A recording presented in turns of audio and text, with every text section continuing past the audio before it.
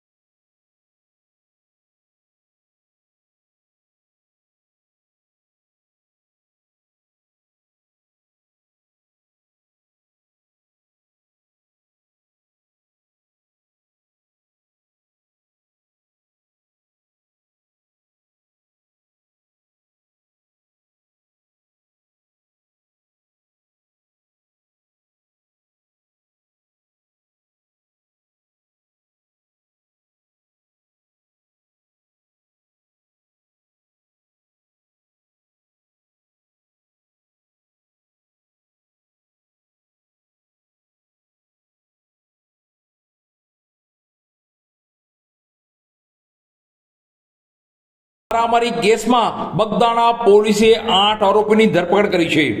પકડાયેલા 8 આરોપીને ઘટના સ્થળે લઈ જઈ રિકન્સ્ટ્રક્શન કરવામાં આવ્યું હતું। આ ઘટના 29 ડિસેમ્બરના રોજ બની હતી, જેમાં નવનીત બાલદિયા નામના વ્યક્તિ પર જીવલેણ હુમલો કરવામાં આવ્યો હતો। હુમલાનો લાઈવ વિડીયો પણ સામે આવ્યો હતો।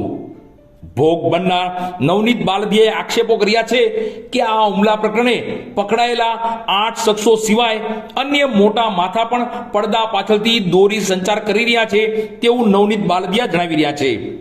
પોલીસે આ કેસમાં 8 ઇસમોની ધરપકડ કરી છે, જેમાં મુખ્ય સૂત્રધાર નાજુ કામળિયા, રાજુ ભમ્મર, આતુ ભમ્મર, વિરેન્દ્રસિંહ પરમાર, સતીશ વનાળિયા, ભાવેશ સેલાણા, પંકજ મેર અને વીરુ શેરડાનો સમાવેશ થાય છે।